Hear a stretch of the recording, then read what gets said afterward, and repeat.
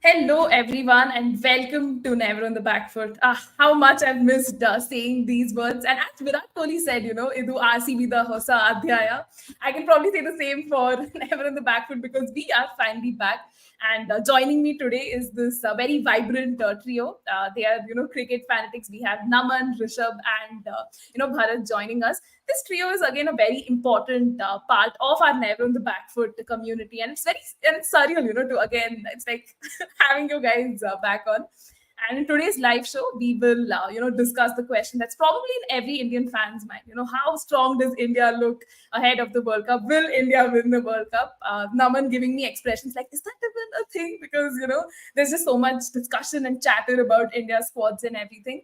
But undeniably, on paper, perhaps, the management has put a strong squad and they seem, very confident. But will this translate to stellar performances in the World Cup is something that I think time will tell us. And I think in this preview, we will try to break down the squad, look at all aspects, and try to keep it an all-encompassing preview for all you viewers. Please do send in your thoughts, feedback, suggestions, questions, everything, and the panel will be very happy to answer that for you. And without further ado, let's get started. So I think this is the first most basic question that I've asked people is, what are your thoughts on India's squad for the World Cup? So again, no particular order. I'll probably start with Bharat on this one because I think that was the first question he did ask us. Realistically, what are India's chances? So Bharat, the floor is open. What are your thoughts on India's squad? Um, to be honest, largely as expected in terms of who we thought would make it, who we thought wouldn't make the cut. I mean, couple of huge surprises in the sense that Rinku Singh not making it into the final squad, only being in the reserves, and so that was a major surprise. I mean, it's a balance of the way India have traditionally played T20 cricket, mix of experience and a bit of reactionary this thing with IPL and all of that. Uh, I mean, the squad is good, but I think it'll also depend on what kind of conditions we end up playing in because we have a split between our group stage being in America and moving to the West Indies. So we need to see how the pitches are because I think yesterday's warm up game was a decent pitch. I mean, again, I think someone on one of our groups itself might have said we are so used to 240, 250 games in the IPL that like a 180 game seems kind of meh. But yeah, um, India has a good squad. But again, the question will be of balance because we don't have the bowling depth of, say, someone like England, where I mean, everyone bats and almost everyone bowls. And or even someone like in Australia who have quite a few all rounders up their sleeves. So how do we how do we bring about that balance of having enough bowling options if one or two of the bowlers have an off day, and how do we have enough batting depth because again none of our frontline bowlers actually bat. I mean, no slander to Kuldeep Yadav, but yeah. Yeah, the question will be that can we get the balance right? What kind of pitches do we get? But I mean, we have Bumrah. I mean, again, I just have to say we have Bumrah, and his form will be extremely crucial to how we go through this World Cup. So yeah, that's my outlook on how the squad looks. That those are again, very good points you bring in, and Ian Bishop would love that part where you mentioned Bumrah is very crucial to India's prospects because the man is such a big fan of Bumrah, and the way he talks about Bumrah on commentary, tweets about him is just lovely. And as you rightly said, India's squad does feature a mix of like experienced and young talents. You have formidable players across the batting and bowling departments. So Naman, I could see, the inner KKR fan in you, feeling a little sad that Ring couldn't make it. But we will talk about the people who didn't make it. But do you agree with this that India's squad does have this good mix of experienced and young talents, and somewhere, there is still some hope, and India does look good. Just a couple of things to clarify. Former KKR fan in me. And secondly, on that note, many congratulations to Rishabh. KKR made it this year, man, after 10 years. And sadness for Rinku, definitely like being a former KKR fan and especially being from UP myself. Love the way he has emerged in the past couple of years and the way he's played for India as well.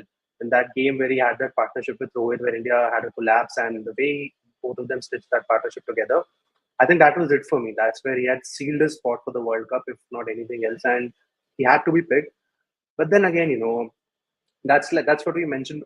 That's what you mentioned earlier as well. That with the IPL syndrome, the recency, the flavors of the season, all those things have something to play a role.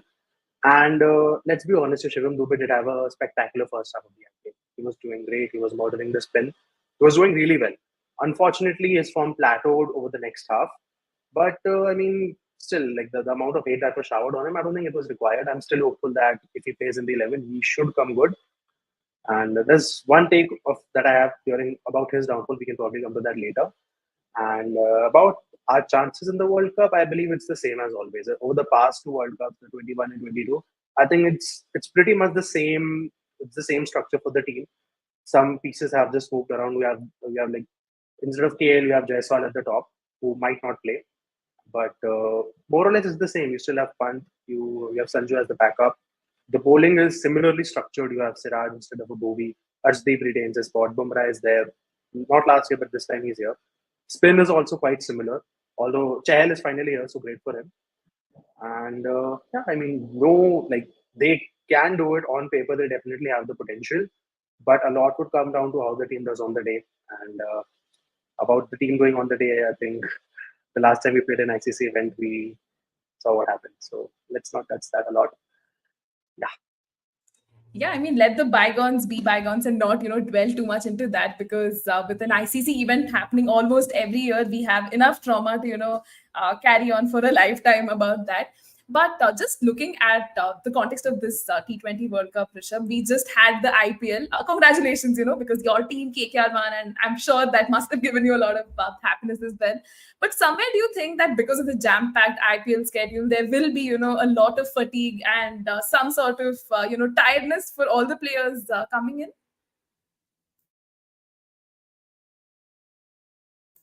I think, Rishabh, we can't hear you. Audible now? One, two, three, four. Yes, Yeah. yes. Okay. So I think I read somewhere that there were no players actively in the who were part of the World Cup squad who did not make it either to the the finals maybe, or at least not many made it on knockout stages. So I guess in that regard, maybe fitness wise we are okay, but yeah, I mean, coming back to Rinku Singh's exclusion rather, um, it's like because he has cemented his spot in white ball cricket for sure, and so him being part of the reserves, it did not sit well with me when the list came, and given that he didn't have like a brilliant IPL. Honestly, he didn't score more than 200 runs, but he didn't need to because the team that he was part of they were doing so. KKR was doing so well in the top half of the innings that I mean, and he bats at 5 or 6, and so he never really the innings never came to him. So it wasn't a problem in that regard. So, but at the same time, him not being part of the reserves is, I think it's a loss because I feel as though he has that ability to not only be a finisher and score a great amount of runs at the latter half of the innings, but in a situation where India might lose early wickets and you need someone to kind of steer the innings, stable the ship. He can do it. He's done it for India. He's done it for the Knight Riders, and I think that's where I still feel whether there's this whole question, right? Should Shivam Dubey play or should Rinku Singh play? The way I see it, you can include both of them. Sure, but I think India has the squad that they have. They're going with more all rounders. This India team is going to rely heavily on their middle order and for success, because I think Rohit Sharma said something along the lines of how they want to keep hitting during the middle overs, and that's what's influenced their squad selection. That's why you have the likes of Shivam Dubey and Hardik Pandya and Ravindra Jadeja and so on. It's also because they're going to play a lot of their games in the West Indies where we expect the ball to turn quite a lot. That's why India's gone with four spinners: Jadeja, Kuldeep, Akshar Patel, and Yuzvendra Chahal. So and because of this reliance on all rounders, probably that's why Rinku Singh doesn't make the cut. But so it is almost a bit of a gamble, I would say, and it remains to be seen how we pull this off. Maybe it's favoritism from my end. I don't want to bring that aspect, but I do think that this India relying heavily on all rounders. Well, will it work? Won't it work? It's all up in the air right now. So it remains to be seen how we can, if the team balance will be good enough to carry us through this tournament.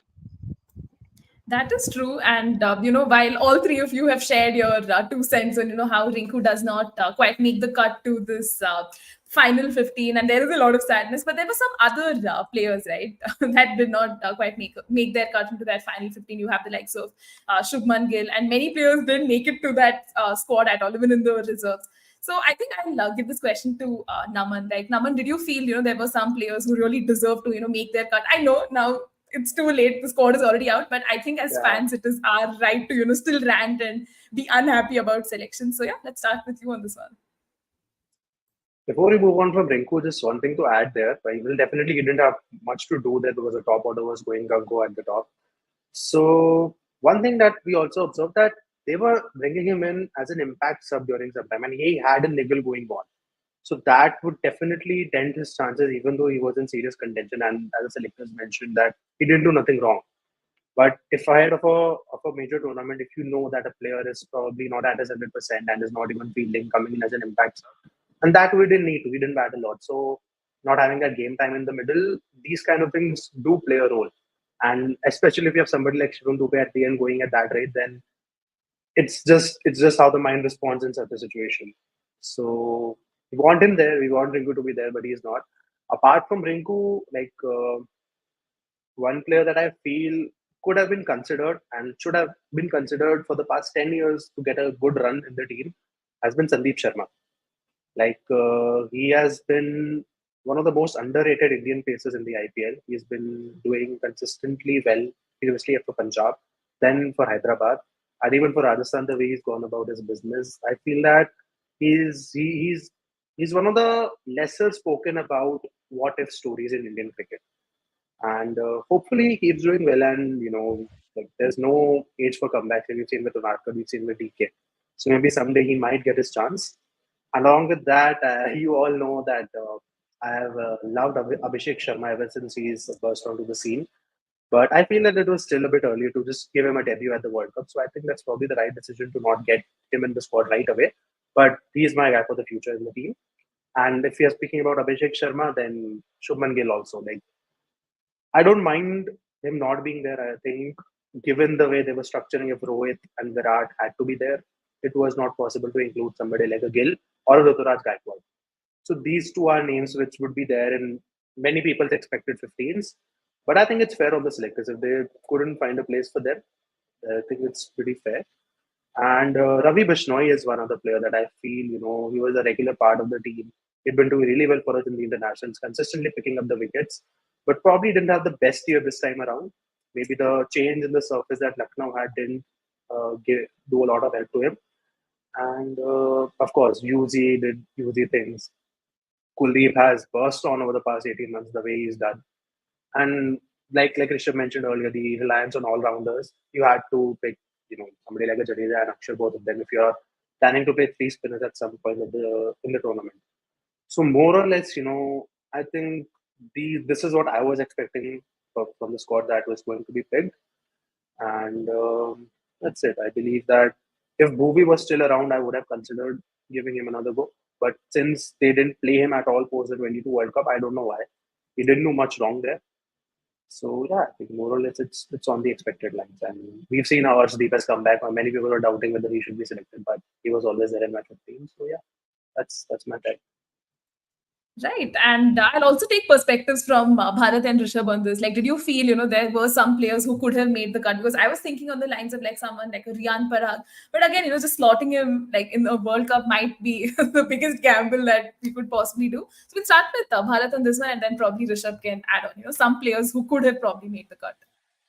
So, my first pick there would be Abhishek Sharma, primarily because the way, let's say, an Australia or especially England, the way England play their T20 cricket, or let's say someone like a West Indies play the T20 cricket, is that they're not looking for someone who's going to go there and score 70 runs, 80 runs, 90 runs at the end of the innings.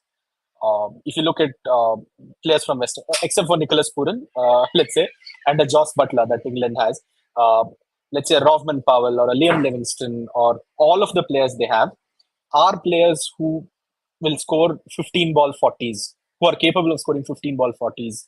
Uh, and they've built their entire squad around it. So Abhishek Sharma, I think, missed out because of the fact that if he had come in, he would be a bit of a out of sorts kind of player for the way the rest of the team plays. Someone like, say, Virat or a Rohit or even Samson for that matter. Because all of these players put a lot of value on staying there till the end. How successful that model has been for us is something that's up for debate. But I think Abhishek Sharma really should have been there because of the kind of impetus he brings to the innings. But again, combinations might not have worked out. Shubman Gill, I'm not very surprised, especially also after how his IPL went.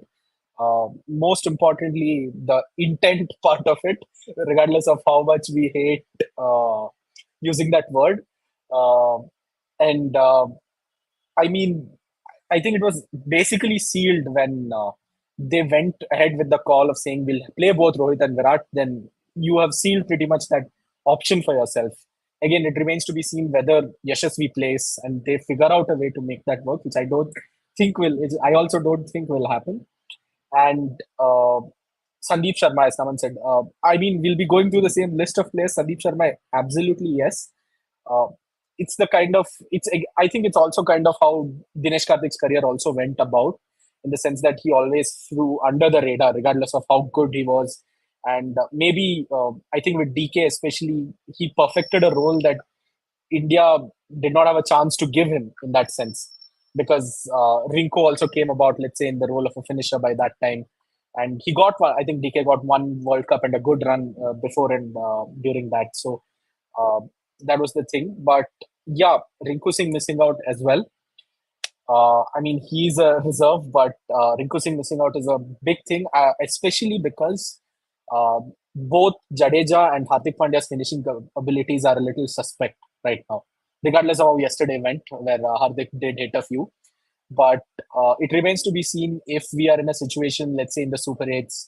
I know I'm getting ahead of myself, but if we're in a situation in the Super 8s or the semi-finals where we need 30 from 2 overs, is Hardik the man, or is Jadeja the man to get that for us? Especially if they're up against express pace, or Hardik is, especially Hardik is up against express pace, let's say. So these are some questions which Rinku Singh could have answered, because he has shown that he has the ability to uh, take it on, especially in the last few overs. And bowling wise, I think we have done a decent job. Again, Siraj's form and Arshdeep's form being the key thing, because both of them have shown the propensity to be a bit hot and cold. Where if their game is good, they're doing good. If their day is going bad, then it goes quite bad. Uh, but otherwise, the bowling unit looks nice, because Kuldeep Yadav, especially on those West Indian pitches, is going to be quite a handful. Again, if those pitches play how we think they're going to play. Uh, I think the first thought I had when the squad was picked, that by playing both Rohit and Virat, the selectors put themselves in a position where they had to pick the rest of the team in a certain way. There was no other way that this team could have gone. So considering that, they have done exactly how we thought they would with the squad. So yeah, that would be my take. Right. And Rishabh, I think you can probably answer this question as well. You know, of how much India will miss Shubman at the top order, and any other players you thought who missed out? I think now I like Shubman Gill. We all really like Shubman Gill. We do see him as the future for as an opener for India for years to come. But I think current form not particularly inspiring. His IPL didn't go particularly well with GT, and as a T20 player, he's been a bit blow hot, blow cold compared to what we've seen in the ODIs and in Test cricket for that matter. So I don't think we'll miss Shubman Gill that much. As we've already discussed, Rinku is a miss. I don't know if someone from the 11 has an issue and that brings him in, then maybe will it help? I don't. It's yeah. There's no way of there's no way of knowing that. Another miss. I think Naman mentioned Ravi Bishnoi. Now Ravi Bishnoi was the top ranked T20 international bowler not too long ago. Just I think 4 5 months back. Now I think he's 5 or 6. So he was in the contention for quite some time. Didn't have a great IPL, yes, but I also remember the selectors saying that they didn't take IPL form that much into consideration. So his exclusion also sort of brings questions. So, but I can't really complain as well because the spinners that are there with Kuldeep, Chahal, with Akshar, and Jadeja, these these are players who can deliver, and especially if you're expecting a good deal of turn at West Indies, of course they will, and that's why this four-pronged spin attack is what we will be relying quite heavily upon, I would say. So yeah, as Bharat said, this was a team that was almost expected. We kind of sort of figured out that yeah, these are the folks who will make the cut, and these are the ones who probably won't. So but yeah, the question now is if you're going to play someone like if Virat and Rohit are going to play every game, and how do you construct the squad around those two, and to ensure that the balance is spot on, and how, like for example, do we know for certain if Yashasvi is going to be opening? Um, will Are we going to have Rishabh Pant and Sanju Samson in the same team, or is it going to be either of the two? So so yeah, it's definitely something that, because we are relying heavily on a middle order, we want, it's our selectors are relying on it, Rohit is relying on it.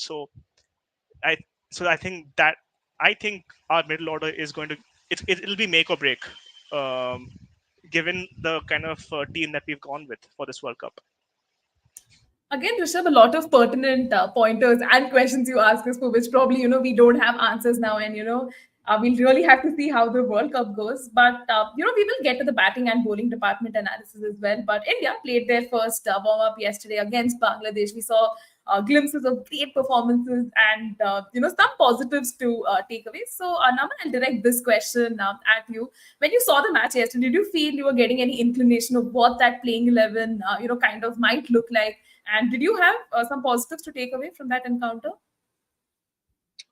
Well, unfortunately, since I was traveling, I couldn't see the entire match. I was in my commute, but I saw the cricket scorecard. I was following it there. So, like honestly, the fact that Jaiswal didn't play, it probably shows that that's how they're looking at. They're probably looking to open with Rohit and Virat. And I like Pant at three, to be honest. I have mentioned it time and again that I don't see Pant as a middle order player in the white ball formats, especially in T20 cricket.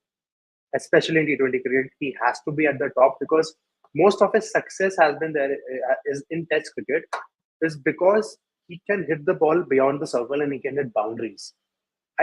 He has had those one hand sixes who look really great to see, but that is exactly the way he gets out as well.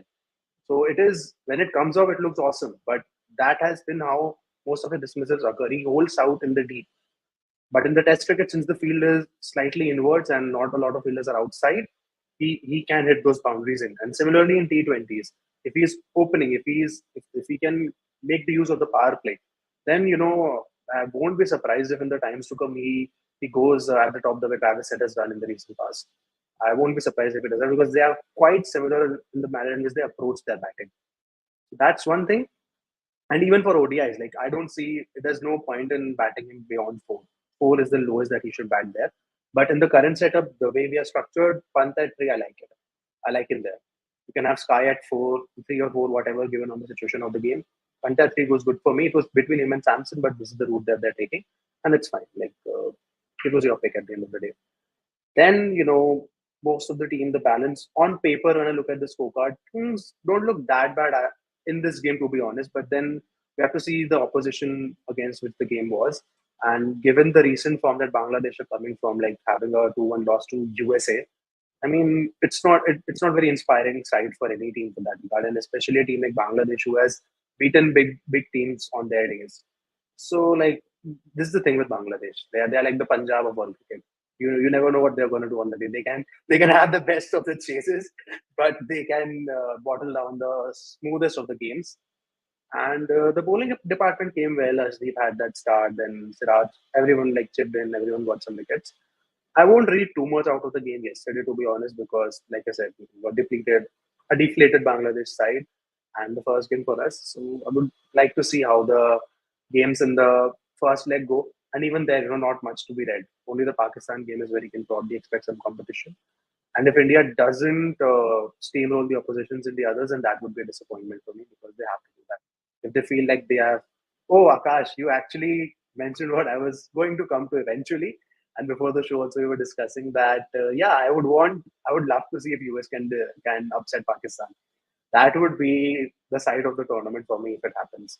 Like even it would be even bigger than Netherlands upsetting South Africa 2 World Cups in a row, T20 and ODIs. So yeah, that's my take on the warm up game and how I look at the team going ahead.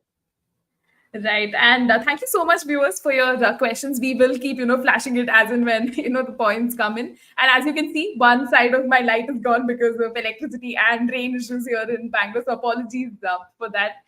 And, just looking at the batting composition side of things as well, now you have Yashasvi Jaiswal, you have Virat Kohli, Rohit Sharma, and Surya Kumar Yadav. I mean, they are flexible, but somewhere there are still concerns of how will we get this combination right, like who opens, who will come in at 3 and 4. So Bharat, I think I'm going to frame this question to you. How does your top 4 look like? There we see Rishabh's electricity is gone till he restores it. Bharat, the floor's open.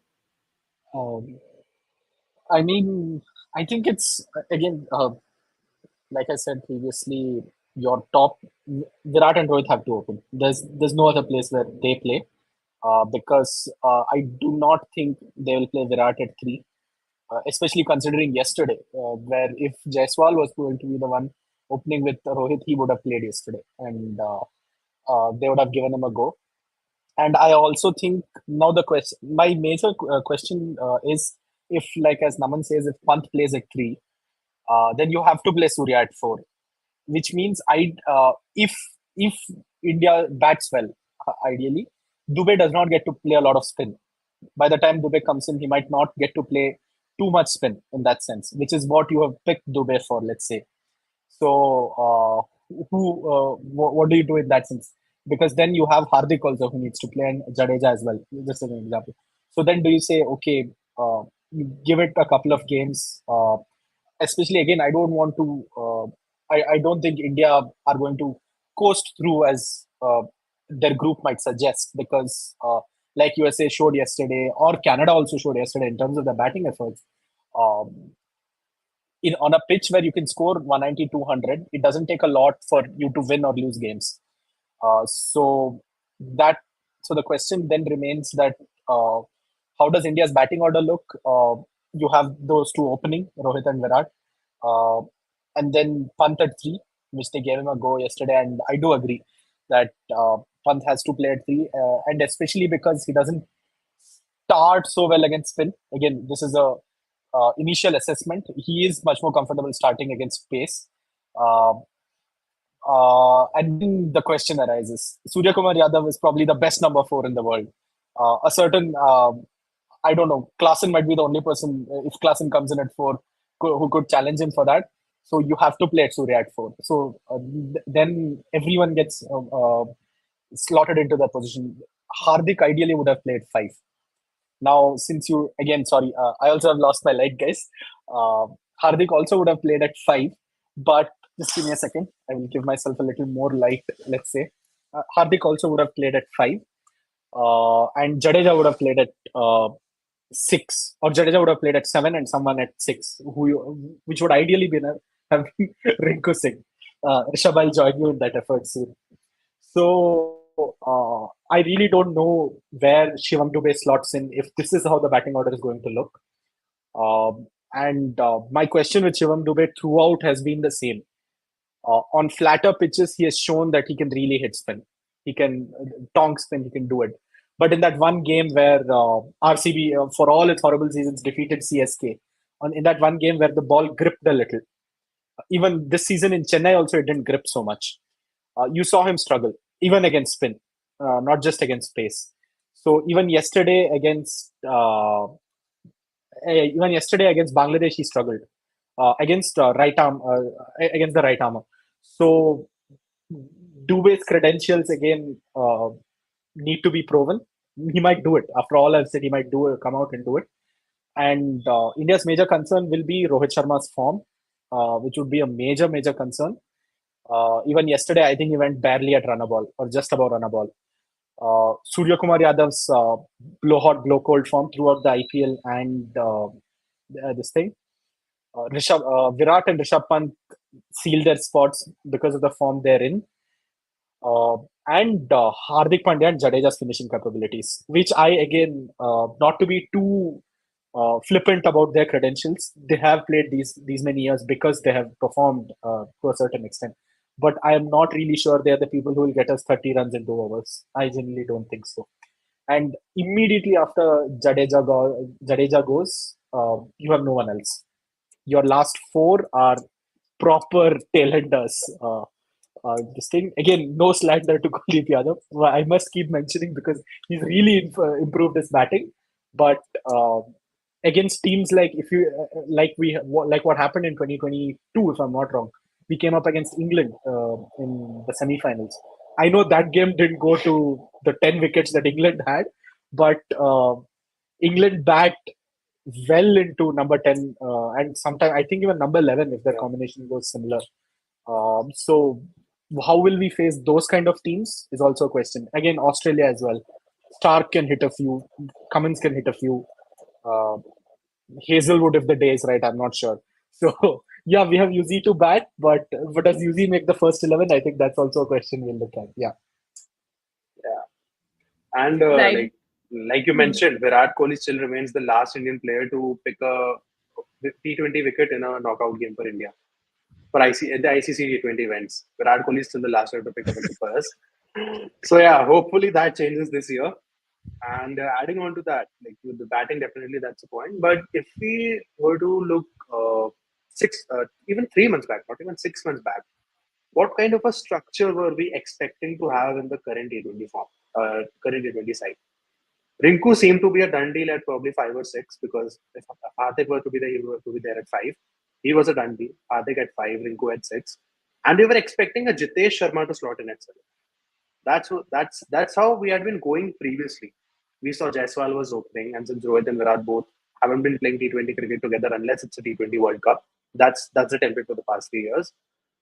Jaiswal was opening. There were two others there, so 1, 2, and 3, and then this would start on Sky at 4. Sky would probably go at 3, and 5, 6, 7. It was expected to be Pandya, Rinku, and Jitesh. Now that changed. The entire landscape changed. Jitesh didn't have the best IPL that he could have. Like he was a disappointment for me, to be honest. I had lots of hopes from him. Rinku was a done deal, but then we discussed what happened with him. So that has completely changed the balance of the side and also the kind of template that they would have in the game plan moving ahead. If you would be having that kind of 5, 6, 7, you were expecting that power at the bottom. And then you would have expected a Jadeja to slot in at 8. And that might have been a better situation for him to come, wherein you've had somebody like Rinku and Jitesh who would play the situation well and have accelerated by the time he comes in. Currently, I'm not sure if we have that kind of a template with regards to the game plan. And since we briefly alluded to Shivam Dube's struggle, his dip in form actually coincides with, as Bharat mentioned, the decks. Where the decks were flatter, he was having a great time. But as the decks wore down, and if you look at overall, just I don't have the numbers on it, but if you look at that, even spinners at the early point of the tournament weren't doing that great. Somebody like a Varun Chakrabarti, somebody like Ravichandran Ashwin, they started doing well as the tournament went along. And that actually coincided with the dip in form of somebody like a Shivam Dube. So even though he was murdering spinners at the beginning, probably they were not having as much assistance as they should have. And once they started getting it, he was probably not at his best against spin. But even on that, like he was before this IPL, he was being looked at as just a player who does well against spin. But he has done considerably well against pace throughout the tournament as well. So yeah, I just hope that whenever he plays, he comes off good as he has shown us. I'm still not give up on him because he has done considerably well enough, and you need to bowl him a bit more. Like I think that's one place where CSK missed out because of the impact player. that's a huge topic of discussion altogether. But if he would have bowled a bit more, I would have bagged his spot in the side even more than I am currently right now. Because that would have given you much more degrees of freedom. You could have probably played Kulcha together if he were bowling that well, and maybe just pick two frontline pacers. But again, that's a big what if. Because then you would have Hardik and Shivam who could bowl in the middle overs. You would have Bumrah bowling along with Arshdeep or Siraj, whoever you want to pick. Probably Arshdeep ahead of Siraj, and you could have Kulcha together. So yeah, that could have been any. Yeah, and again, a quick plug-in, guys. We are facing electricity issues, so if you see us sit in darkness, especially Rishabh and Bharat are braving it with using their flashlight. Kudos to you guys for doing that. This will certainly go down in the history of being one of a very interesting episode that we are doing with such electricity problems. But I think I would like to ask this question to Rishabh. Actually, Joel sir actually asked a very interesting question that says, will Sanju Samson get a chance to play this World Cup? Can his failures be attributed to to being played out of his favored position? And do you think having an off spinner will affect our game plan? So as we see, the Christ Connect is here. All of us are Christites. So yeah, Rishabh, the floor is again open to you, and you can have a go at this question. First of all, can you guys hear me, or is it like not good? Yes, Oh, Rishabh, we can can hear hear you. Oh I think no. there's a but lag he's with not. this video. It keeps lagging a bit. Hmm. Ah, Yeah. oh my god. Anyway, I'll still keep carrying on and hope for the best. So I think he will play for sure. He'll play, but the question is, he's not. He's not very likely. He won't play every game. For that matter, I don't know how many games he'll play.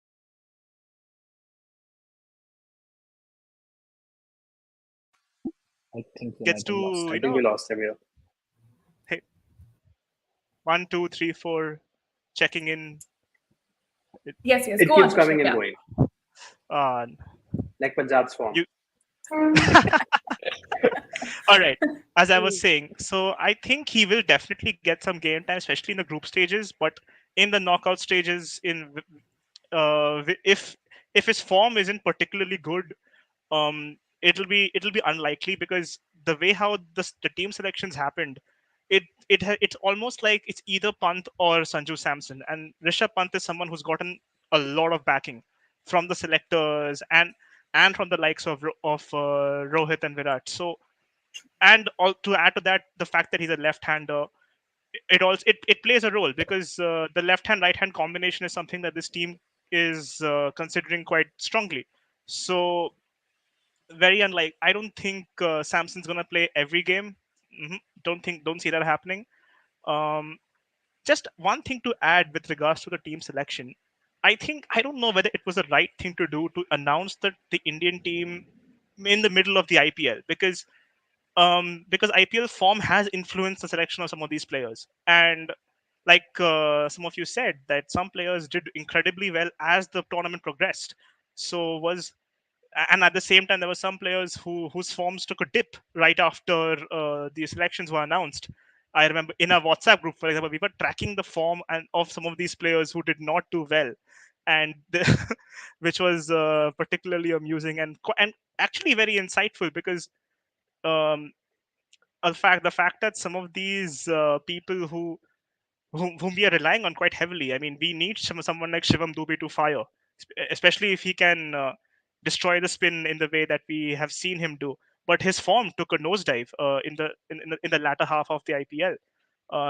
Then the likes of Mohammad Siraj, who just kept leaking runs as the tournament went on. So it is and then of course the form of players like Hardik Pandya and Rohit Sharma, not just in terms of the lack of runs but also their strike rates. So that's something that has also been a cause for concern. So it's it is going to, so I Although don't people know might say if strike rate is overrated, but it is not. no Not comment on as that one. overrated as some people feel it is. But yeah, I it is definitely something which I don't know if it's a oversight issue, or if uh, if it's also because of when the tournament was going to happen. But it is something that caught our eye, and will it affect us? Don't know. I certainly hope it doesn't. Because yeah, we need these folks to fire for us. Because if not, then our chances of winning don't seem great. That is true. And let's take this question from Surya. Although, we're talking about the batting department at large, but I think this question still makes sense. I think specialist off spinners are a bit of an endangered species now, in white ball cricket. India could have ideally done with a frontline batter who could chip in, like, say, Jacks. You have Maxwell, Markram, etc. So, Bharat, I think I'll, direct this question to you. Do you believe in this, that, specialist off spinners are a bit of an endangered species and now, you would require a bit of both? I would actually, in India's case, I would go a step further and say I'm really scared of what will happen to all aspects of off spinners for India once Ravichandran Ashwin retires, because we've been so used to the level of the kind of quality that he produces day in day out.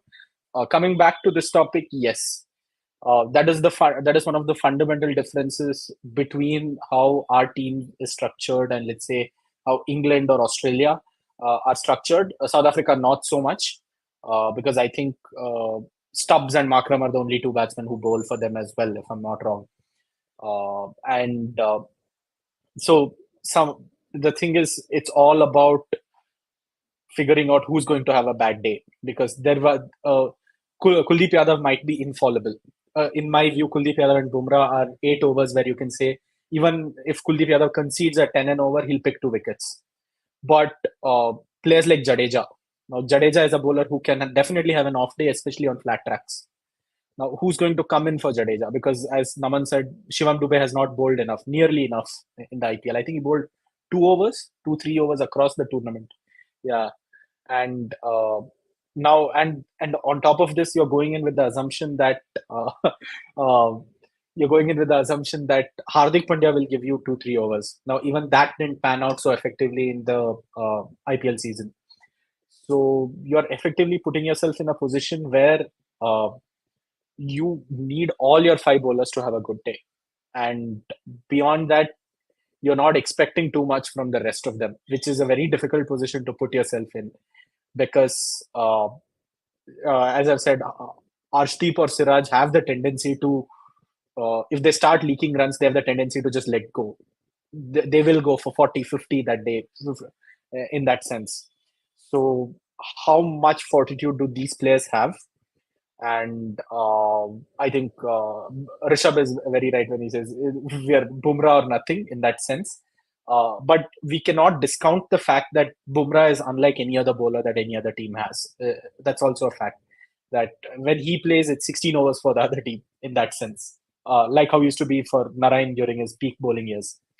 So, coming back to the original question of off spinners being a dying breed, definitely. India do not have, we thought Washington Sundar would be that person for us over time, but injuries and team selection, let's say at Hyderabad this season, have ensured that he probably will not be taking up that role quite soon. So we do not have a spinner who will come in and chip in with those 2 overs, because we saw the impact Maxwell had even in that Chennai game for RCB, let's say, where he bowled all 4 overs for 24 or 20 odd runs, even when we didn't need him to. That's also the question, where on a pitch where you see the ball is gripping and the other team has a bunch of left-handers, you don't have an off spinner to turn to. I mean, Kuldeep Yadav does provide that same kind of direction in terms of spin, but you don't have an off spinner who gives that amount of control or bounce or however you see it. So that would be a challenge that India will face. And that is one of the places where I think when we do face teams like Australia, England, and even South Africa for that matter, we will be found out, to be honest. I do expect that is where we will truly struggle when we face these teams. Yeah. Makes sense. And I think Hari Prasad had also asked this question early on, and I'll probably, pick Naman's brains on this one. I think a lot of us can agree that on the fact that off late, Chahal hasn't been the bowler he was a few years ago. Is his spot in the squad justified, or should India have, gone with someone like a Ravi Bishnoi? So, Naman, what do you think about this? Interesting question from Hari. And yeah, that's what we expect from him. So, first of all, just touching upon the off spin aspect, and then I'll come to the question next. As Gautam Gambhir mentioned on his show with Reminisce with Ash the other day, like off spin as a breed all over world cricket has been on a decline over the past decade, and that's got a lot to do with the way the pitches have been made, the way the playing conditions have changed, especially for the wide ball format. So, like they discussed on the show, nobody probably wants to be an off spinner in this day and age. Left arm, for some reason, we've been having left arm spinners coming across, lots of them, even in the domestic circuit. We have somebody like a Saurabh, we have somebody like Aksar is there, and even other Shahbaz is a left arm spinner. You have all these, but off spinners are really rare these days. The one guy that we have, Washi, probably he just keeps getting injured and is not getting that much game time. He went to play county, had some good knocks there as well, but with regards to his bowling, I don't know what's happening there. So yeah, that's one place where it's a major concern, and hopefully somebody like a Washi evolves as an off spinner in the longer format as well. And when we talk about the all-rounders, the Markrams, the Phillips, and off late even the Stubbs, being a keeper, he can bowl, spin, and whatnot. Probably that's what KL Rahul needs to do to get into the team as well, being a Rahul.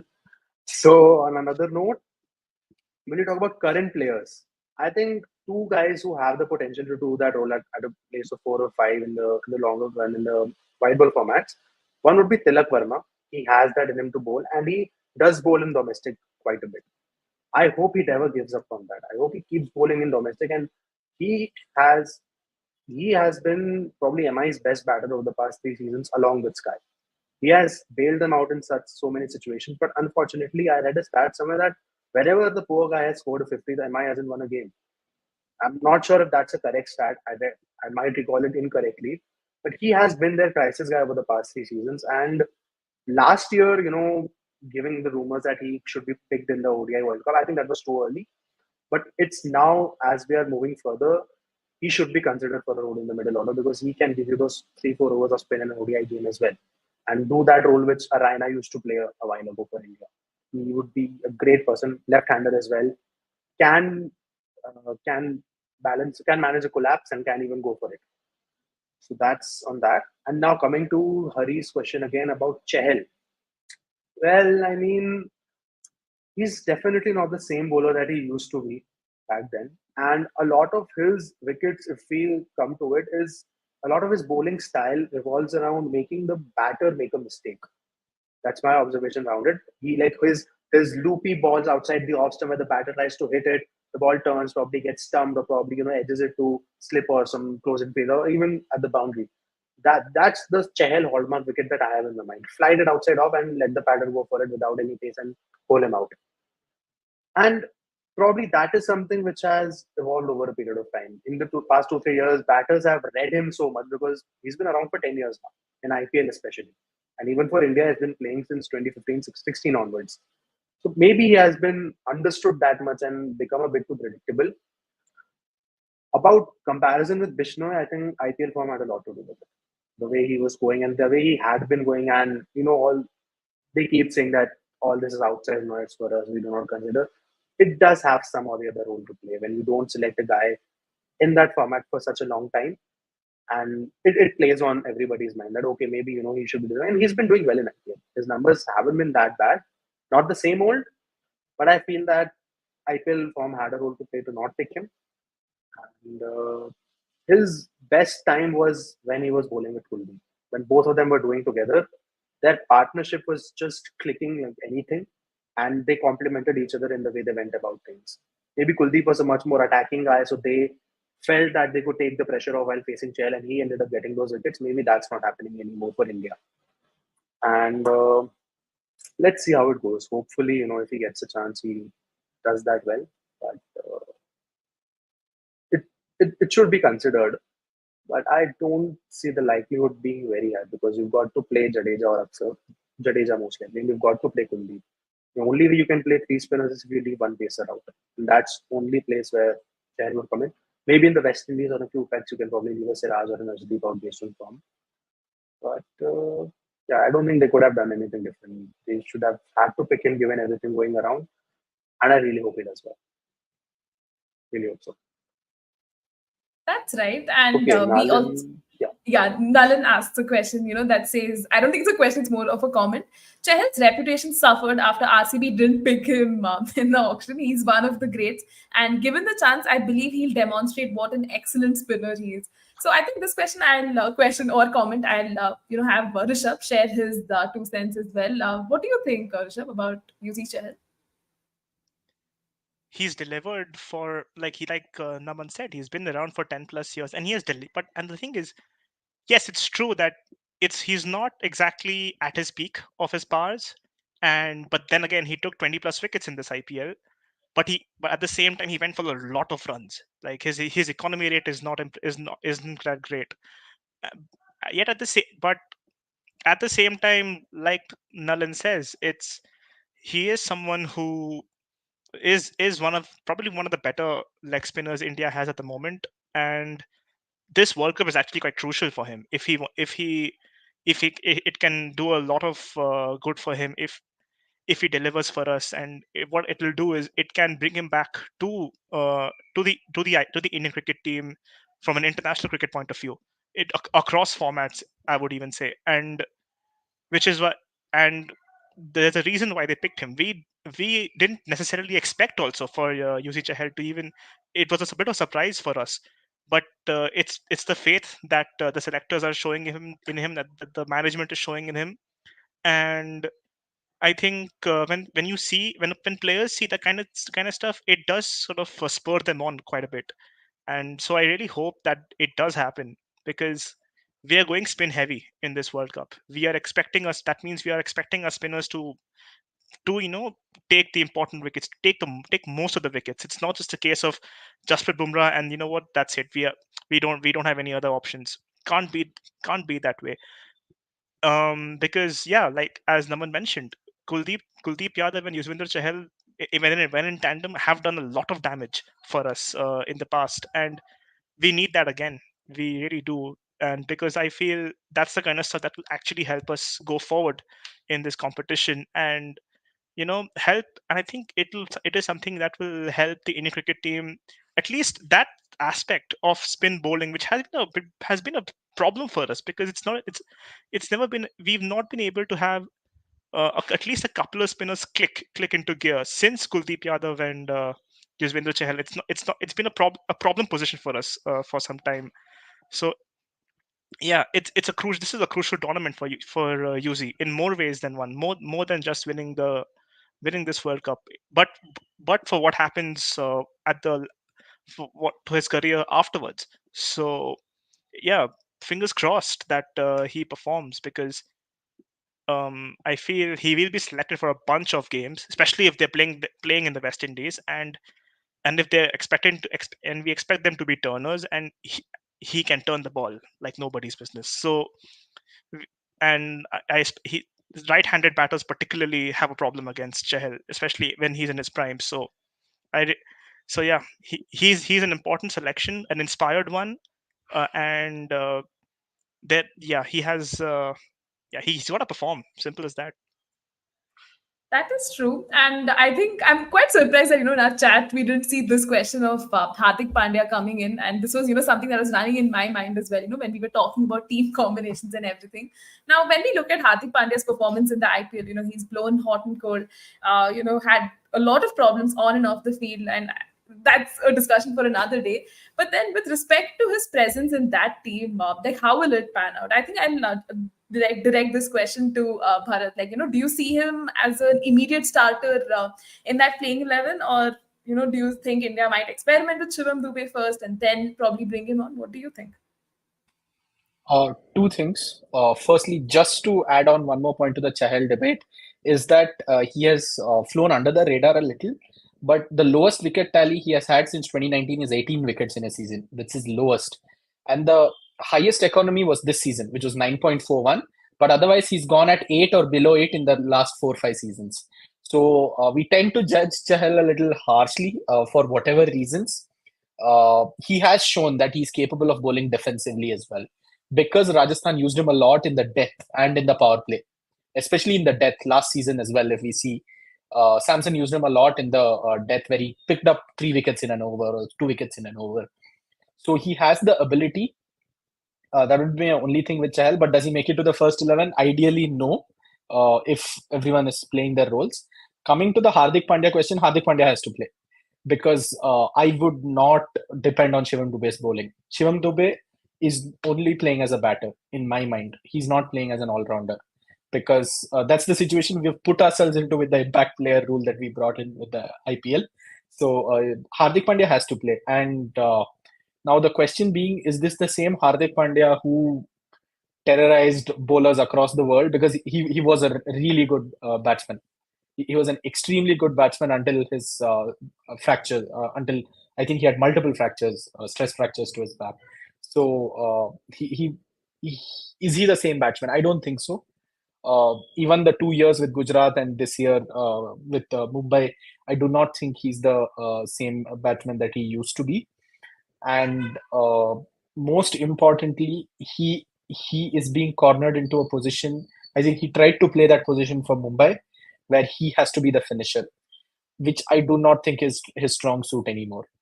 For him to come and tonk those 8 ball 24, 10 ball 30s.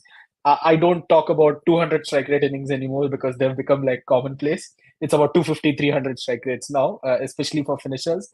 So can he do that? Again, if someone like, let's say, Stark is bowling at the death, Stark not at the death, but okay. Or I don't know. Can he do it against express pace? So that would be a question. Rishabh would have something to say about that. I mean, so that for me with Hardik Pandya, that is the question. Hardik Pandya, the bowler, will I think throughout his career remain an what if. I think until it was the same thing with Shane Watson until Shane Watson reinvented himself into the military medium cutter bowler, which Hardik Pandya still is not. Hardik still tries to push himself to that 130, 140 mark, and it's not going well. I think even in the previous in this IPL season, he went for a few runs and he took a wicket or two. And where does Hardik bowl if Hardik does bowl? Because you want Arshdeep, Bumrah, and Siraj, whichever to open the bowling to take advantage of the new ball, because Arshdeep can swing it, Siraj can get movement off the pitch, whatever is there. And Bumrah obviously bowls throughout the innings.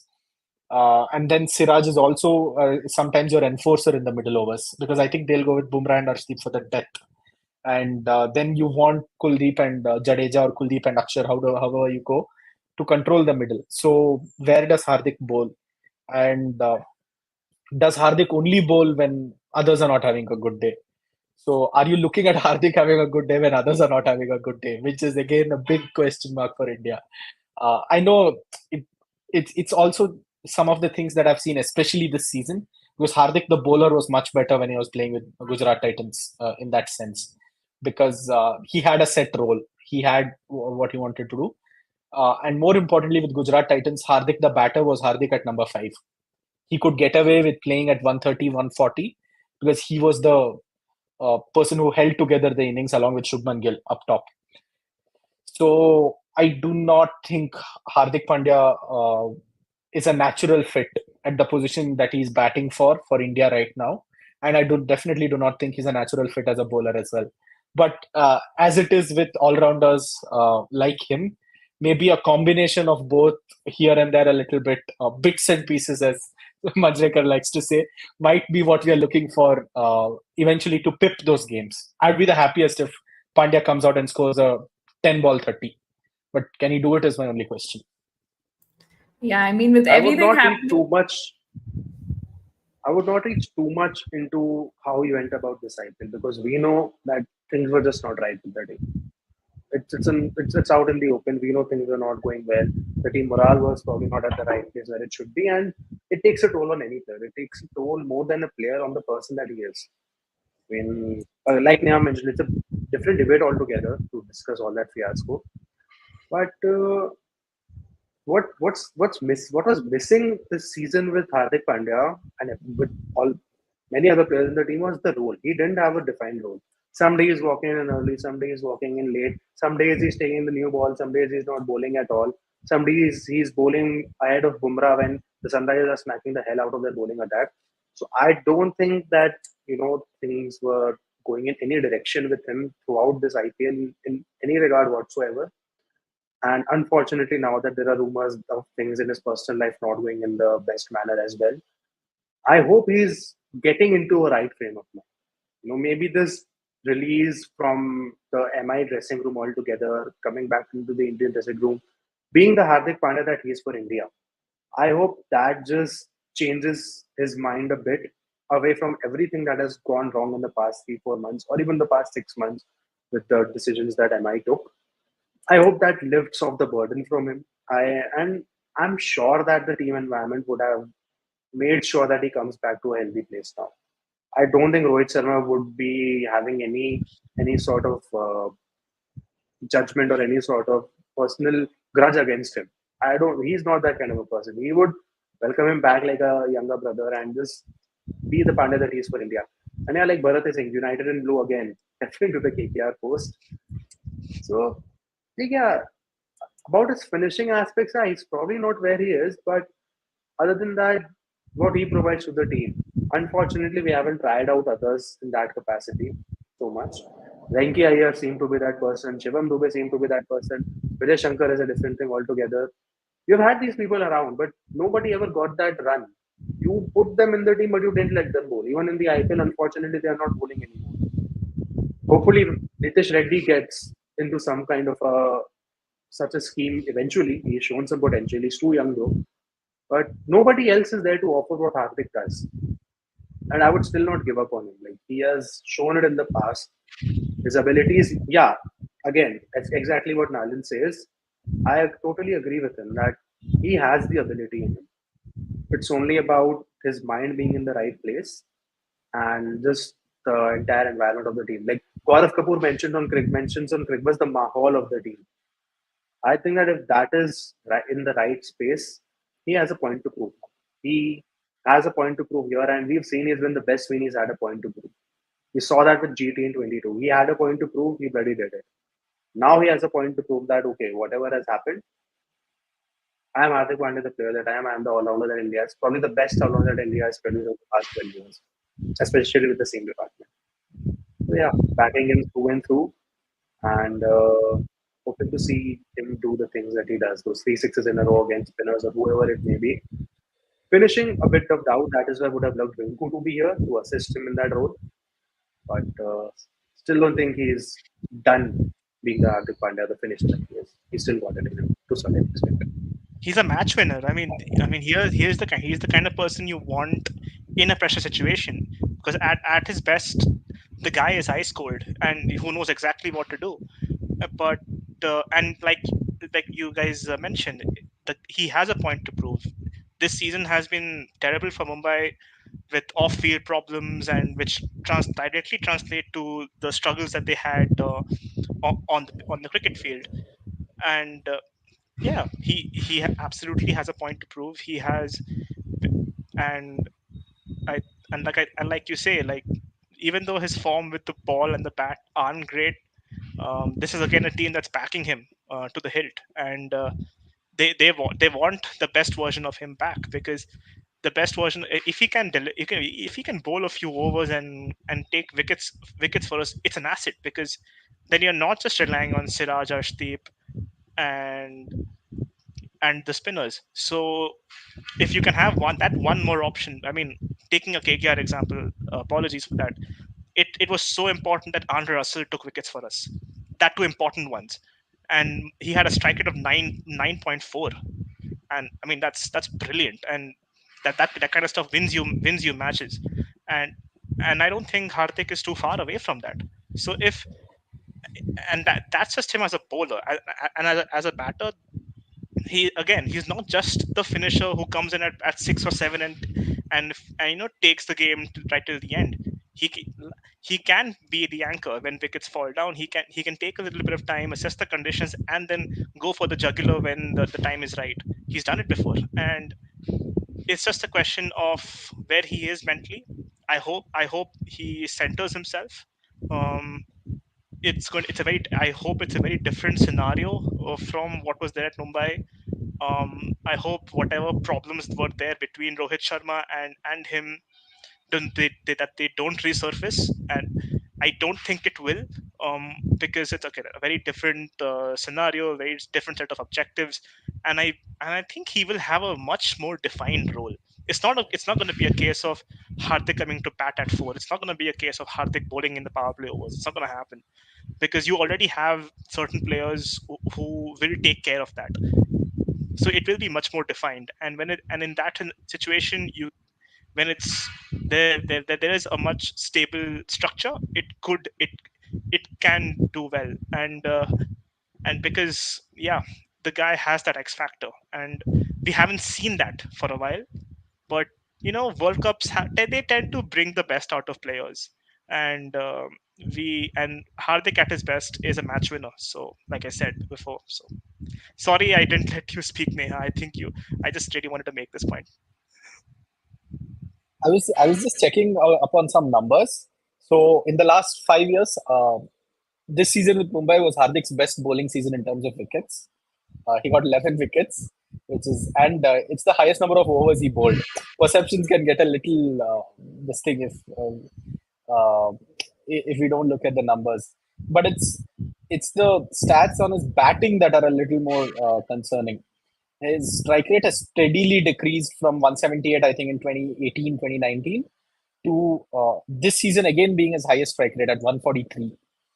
So Hardik has shown that, especially in recent memory when India was struggling, let's say the Champions Trophy final or whatever we remember, Hardik has shown that he he can put his hand up and actually swing the game away in a lot of situations. So if we see that Hardik Pandya in the World Cup, I would be the happiest person because that makes India a completely different team, to be honest.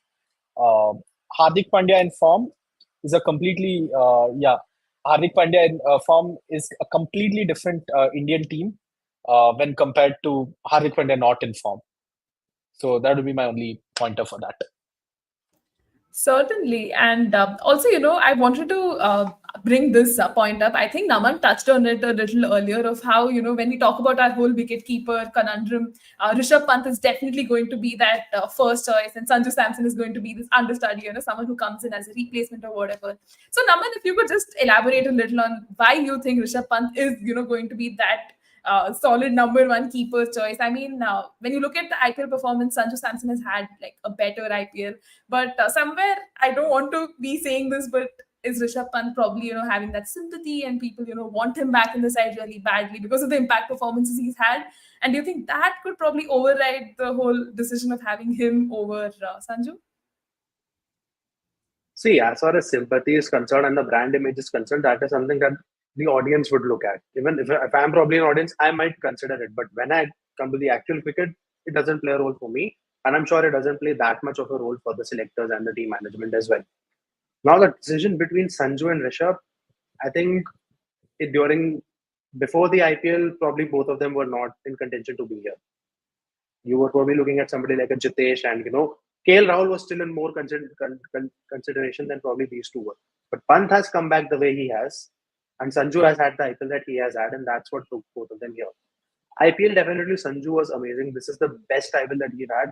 I was not a big Sanju fan probably 3-4 years ago, but the way he has evolved post captaincy, the way he has shown that maturity to not just go for it, but actually play a much balanced role. I've really been impressed, and I've become a big supporter of his of late. However, currently, if you look at the setup, the way the team is, it it is honestly like you can pick either of them to bat at three. I don't if you can't bat your keeper at three, both of them should not be there, in my opinion. Even Sanju, you bat him at three for me. If you bat them below that, then they should not be. Even if open, you put Pant to open, you put Samson to open, I'm still fine with that. But I don't see them below three. Now, how do you pick between the two of them? So, a few things that give Rishabh the edge is number one, he's the left-hander.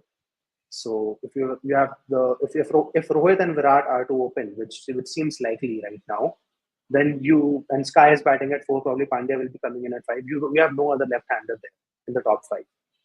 6, you might have Shivam coming in, or no, Shivam at 5, Pandya at 6. However you want to play that up. But in the top 4, he could be the only left-hander that you can slot in if Jaiswal is not playing.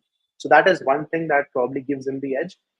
And secondly, like, he has been the preferred guy to do the job over the past 4 years, ever since Dhoni retired. He has been the preferred keeper. He was the understudy in Test cricket for a couple of years, but then the way he responded in Australia during that memorable tour, he has been there. So that's the thing. He has been the preferred one, and they would definitely want to go ahead with him. In terms of keeping, there's not too much to differentiate between the two. They both are excellent keepers. Rishabh, since he's been doing it in the longer format as well, probably has much more credentials to him on being a well-rounded keeper, or just by the looks of it, so as to speak. And with Sanju, unfortunately, he's never got that run with India. Ever. Like, you can remember that in 2022, when South Africa were here for the one-day series, he played that amazing knock at Lucknow when he took down Shamsi in the end and almost won the game for us. It was a rain-affected game. I think it was in October, yeah. So it was a rain-affected one, but he batted amazingly well there. And even I think in the recently concluded South Africa tour in the ODIs, he probably made one of the similar knocks there as well. So he's had these touches, but still, like, I was actually having a debate with somebody a few days ago on why Sanju should be in the team before the squad was announced. And I told them that he's never got the run, and whenever he's got a chance, he's not done too badly. And then I went and looked at a few numbers. I think over the past year or two, there were games in Ireland and then there were games in West Indies in a row. And he probably got around 6-7 games over there. Even there, he didn't have a fixed position. Somewhere he's coming at 5, some place he's coming there. But even there, you know that if in this current Indian setup, if you're getting a chance, you have to make it count. Unfortunately, he couldn't do it there. So given this entire background, at this point, Rishabh is the preferred one from the team's perspective, and that left-handedness gives him that edge. However, if they decide to go ahead with Samson, I personally would not have many issues with that. I rate both of them equally well for T20 format at this point of time, and at number 3.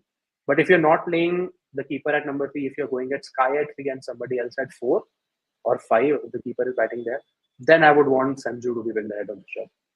If you're batting the keeper at 4, otherwise, 51-49 from my end for fun. Right, we will have to see how that kind of plays out. And I think even Bharat mentioned this earlier, I think before we went live, that he recently saw the fixtures that India has, and we are placed with the likes of Ireland, there's Pakistan, USA, and Canada.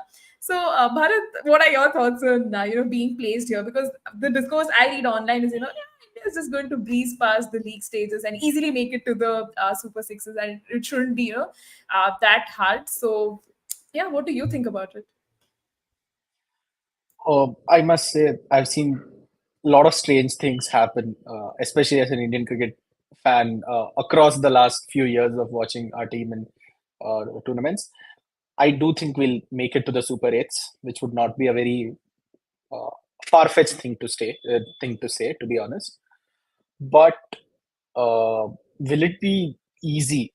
Will it be the way, let's say, most people think it'll be? I don't think so, because flat pitches in the USA, small boundaries, and players, especially players who've played enough franchisee cricket for all the other teams, even if it's Ireland, USA, Canada. I especially don't bring Pakistan back here because they've gone back to Rizwan and Babar for their opening combination, and there's no excuse for that. I'm extremely sorry, to be honest. So that's why only this thing where can you, again, Pakistan is the only team that can do this, losing to USA and turning the campaign around. But do I see India facing a lot of challenges in the group stages? Not so much. I would be very interested in seeing how well our bowling holds up, apart from Bumrah, because while it might be easy, while our batsmen proven quality flat pitches can hit, let's say 200 runs, can we defend those 200 runs with 40, 50 runs to spare? Or can we, first of all, can we defend those 200 runs? Can we defend those 200 runs with 40, 50 runs to spare? Because uh, especially on pitches that have no assistance, your bowlers who are not extremely good get found out. I would say Siraj and Arshdeep are still good bowlers currently in terms of they have a bit to grow as well. Arshdeep especially has a bit more to grow, let's say. Uh, Bumrah, let's say you can bank on, or Kuldeep you can bank on. Now, how are the rest four are going to go? Can they keep it down below 10 and over? Can they keep it down below 9 and over? So these are the questions India will look to answer, because these questions will become very important when you face teams like Australia, England, and South Africa. Because if your entire group stage you're winning matches by striking at 180, 190, and suddenly in the Super 8s you face a team where you have to hit 240 to feel safe, it won't really be that easy. It won't be that easy. Or you get away with keeping teams down to 140, 150, 160 in the group stage, and then you meet a team that ends up hitting you for 220. Even that won't be easy, chasing that. So I think it could be a double-edged sword for India in that sense, that uh, we might not really be tested to the full limits of what, let's say, having someone like a West Indies or a South Africa or a England would have tested us in the group stages. India New Zealand potential knockout.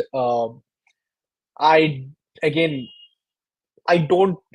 I would back India in any match except against Australia or England, to be honest. But in the knockouts, I would not place any bets on India, considering how the team has gone over the past few years in ICC tournaments. But yeah, India would have to look at maximizing their results in every single game, because they need to have that buffer, considering the fact that they're playing teams which are probably not the favorites for the World Cup. Some of the teams are probably extremely happy to be there in the first place. Someone like a Canada or a USA. Ireland and Pakistan are definitely competitors, and Ireland definitely can give us some amount, give us a good run for our money. I have no doubts about that. But India will have to look at winning these games by a comprehensive margin if they want to keep that buffer in their own performances when they face teams that bat till 10, bat till 11, or have 8 bowling options. So that's my only concern. Fair enough. And you have to watch out for Yeah, Kettleborough in the knockouts. oh god, with all the decisions. Yeah. And yeah, I actually wanted to ask this question to Rishabh. I mean, considering the brand of cricket that, we see a lot of these teams play, like the 200s, 250s. Recently, West Indies hit what, a 250 versus Australia, and Australia ended up losing that match. So are you happy with the brand of cricket that India plays in T20 cricket? Like, we got to see a good amount of it in the IPL, but again, it was not entirely Indian. You still have overseas players and everything. But what are your thoughts on, the brand of cricket that India plays in T20s? The strike rate question comes into the fore with regards to us consistently getting 200 plus scores, because the likes of Virat Kohli and Rohit and the rest, they've been taken to task for their strike rates, and it is a factor of the game, like it or not. It is a factor of the game, not because how you base your innings at a certain when with regards to where you're at is important, because it can't. Yes, you one thing was with regards to Kohli's strike rate was that wickets were falling around him, so he had to kind of steady the ship and then look to score. But the trouble with that also is that allows the opposition to kind of stifle the runs, and when you yourself aren't trying to accelerate or upping the run rate, it's going to it will make chasing potentially easier. And like you said, in the United States, we like this game we just saw with USA versus Canada, these boundaries are short, and these are going to be, it was a fairly flat track that we saw. Maybe as the competition goes, the tracks might lose that quality. We don't know, but if it's going to be like this, then 180, 190, it's not safe. And so we will need them to continue scoring, continue, you know, those 200 plus scores absolutely have to be quite regular, like we saw in the IPL. Yeah, you can have an argument whether it makes for good cricketing when you consistently see bowlers get tonked left, right, and center. But that's the risk you're gonna have to take, and that's why, like I keep coming back to this. That's why we are so heavily reliant on the middle order. That's why we want the likes of Shivam Dubey and Hardik Pandya and Rishabh Pant to take the attack to the bowlers, especially between overs 7 and 15. So that'll be crucial. So if and that's why we need our openers to have to start well. I mean, like we saw in the IPL, and we see how other nations are playing this. They go hammer and tongs between overs 1 and 6. They taking advantage of the power play overs, because that sets you up for a big score, and that gives you that the momentum it gives you is it carries forward as the batting order goes on.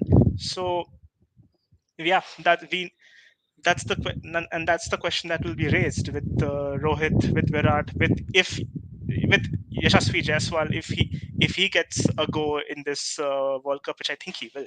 So they'll that I do think that yeah, our batters, we need to go pedal to the metal, so, and hopefully with not giving wickets away, of course. But if it's gonna because if it's gonna take 200 plus scores to win these games in shorter boundaries, in flat pitches, then that's the game. That's what we have to play. And because we know well that the likes of West Indies, the likes of Australia, England, South Africa, even they have the players in their arsenal to take the fight to us and score 200 almost at will. So it's a given now. It's something that it's a part of the game now, and like it or not, that's what, and that we have to adapt to that. One, because if you're gonna look at 180 and say, oh, that's a power score, it's not gonna. I that's gonna be a problem for us, I feel. Definitely, and I think this World Cup will, be a good indication for India of how things will be in the future. Like, if things go really south, we might see this whole transition thing happening, and a whole new look in the T20 side. So let's see how things really pan out. And I think this is one question I've loved asking people around me of what is their ideal, playing 11 for India, because a lot of times I see there's no balance. So, there's batting depth, but the bowling just, becomes a bit of a problem. So this question is open to all three of you. We'll start with Naman, then we'll have Bharat and Rishabh to answer this question. So yeah, Naman, let's start with you. Your ideal playing 11.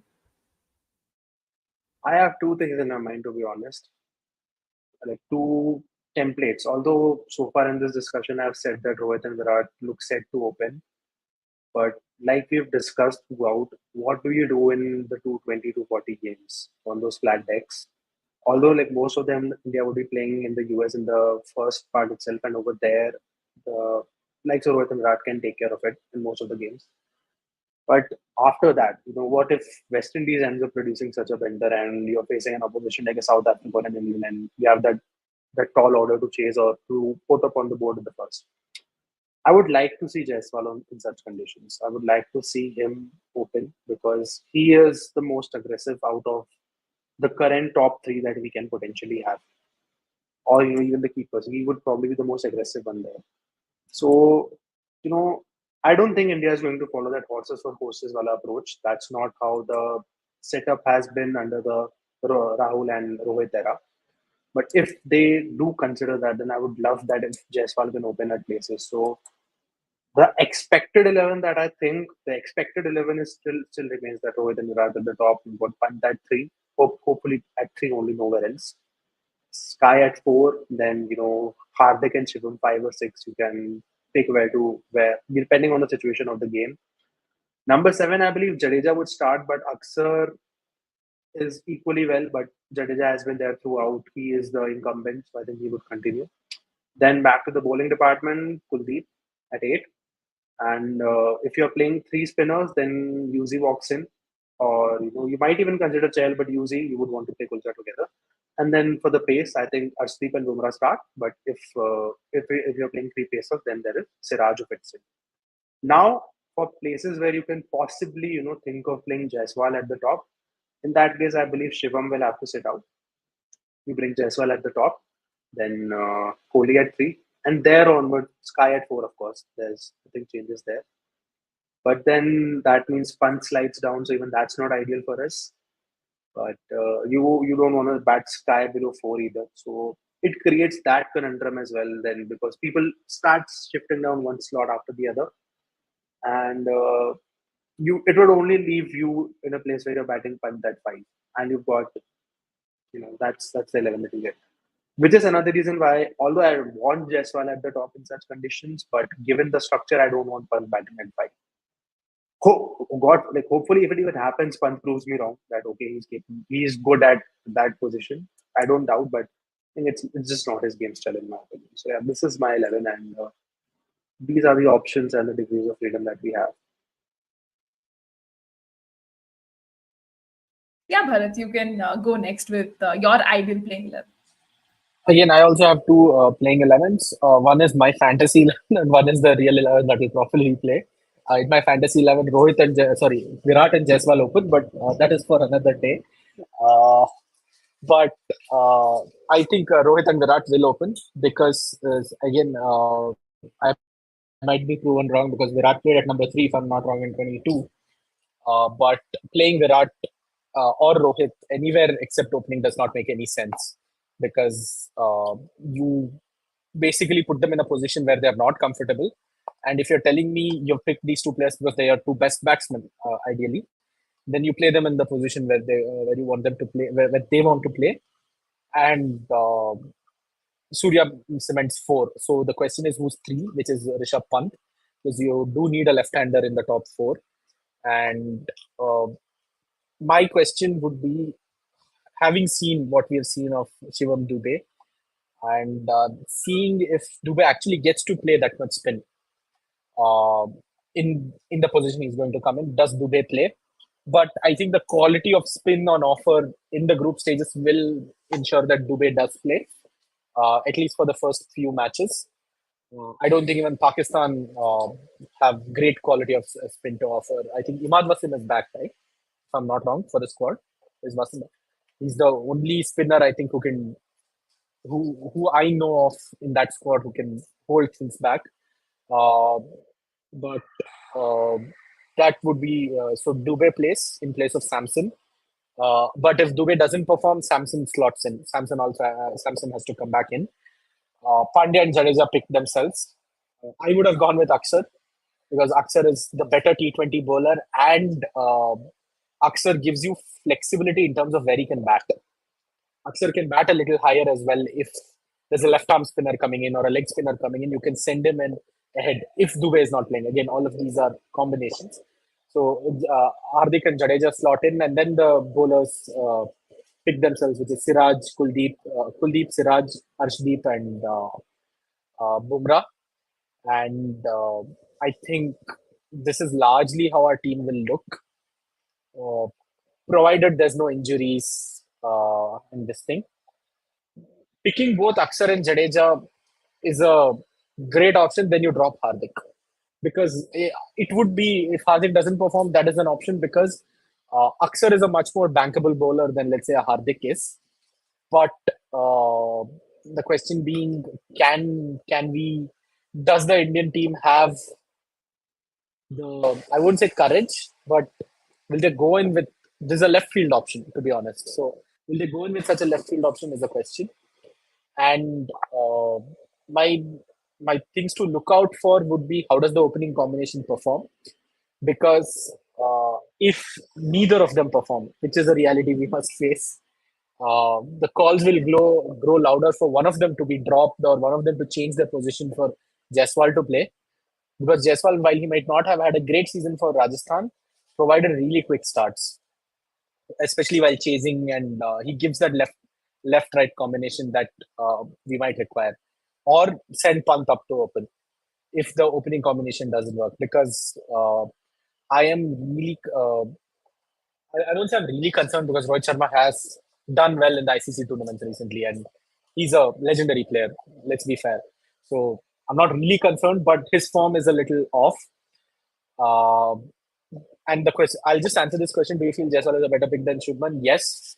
Left-hander, plays with a lot more intent, plays with a lot more aggression than Shubman Gill plays, because Shubman Gill is still Shubman Gill has a great ceiling. Like, he can hit those 200 strike rate, 220 strike rates, but he's still that template sheet anchor kind of batsman that modeled after Virat in that sense.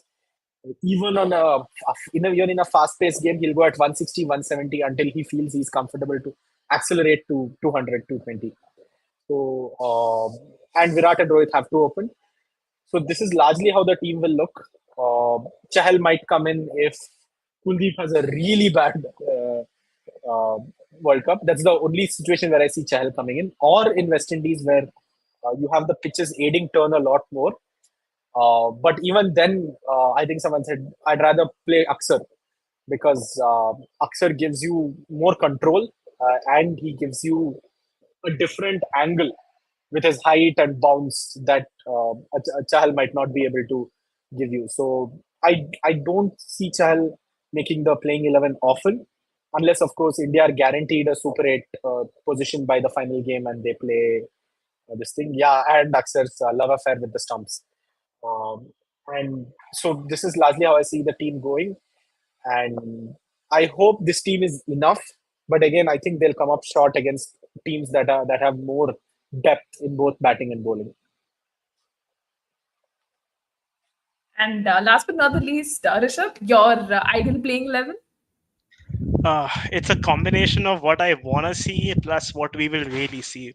So yeah, I mean Rohit and Virat opening, it's a given. It'll absolutely happen. And if Yashasvi is to feature in the team, it'll have to be at 3, because you can't really it because if you make him open, and if you want Virat Kohli to come at 3 again, it just sets the balance off, and it's going to be another problem. Surya Kumar Yadav at 4, it's a given. It's a position that he has cemented for whichever team he plays. Um, Already want to see Hardik Pandya more, but and this is probably a bit of a hot take here. Now, because if Hardik does not deliver, if it's not, and again, we are playing most of our games in the West Indies, might have to drop him for Akshar Patel. Again, this is something that we might have to face, because like Naman and Bharat mentioned, Akshar Patel offers more stability in especially in the batting department, and we are considering the turn that we might get in West Indies, and we are considering that Hardik's form hasn't been that great. So it's going to be either or between these two.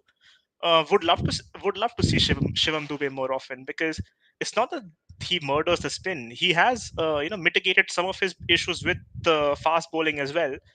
Granted that the short ball gets him from time to time, but by and large, Shivam Dubey, the batter, especially in the first half of CSK's campaign, he looked dangerous. He looked threatening. He was tonking fast bowlers and spinners. So I have no problem with Shivam Dubey being a regular in this for us. And yeah, Ravi Jadeja is another one. He's going to be a mainstay. Dropping Jadeja is I wouldn't drop him simply because of the balance that he offers from a batting and a bowling perspective.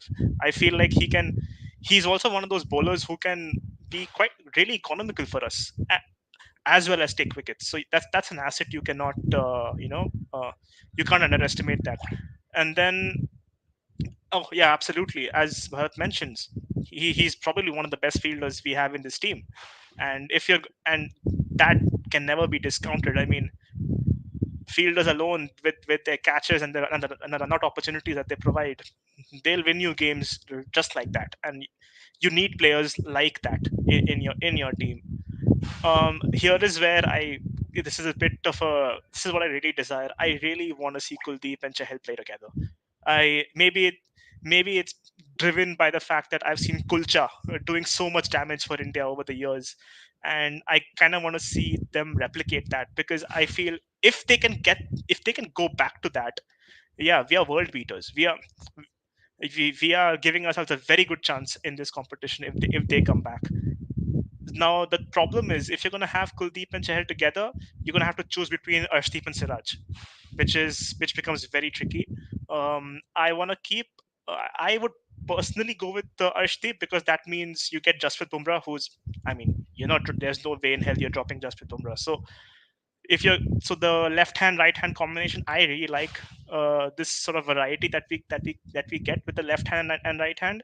So if because if because that's why I would go with Arshdeep and Bumrah.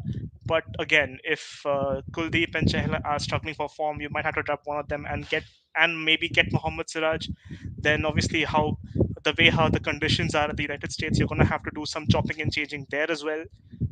So that's also going to be a problem. But yeah, this is by and large the team I think will is what we're going to see. Plus, what I also really want to see. Um, it's going to depend on so many factors. Yeah, I mean, it's going to depend on the form of these players. It's going to depend on the opponents that we are facing. I don't know how balanced we will be, because if you keep removing at least one or two people on a game by game basis, it doesn't help with the sort of balance and consistency of this team. It's going to, so that is, I want to avoid that, but at the same time I see it happening, given the sort of change in conditions that we will see in the United States and in the West Indies. So yeah, that's where I stand.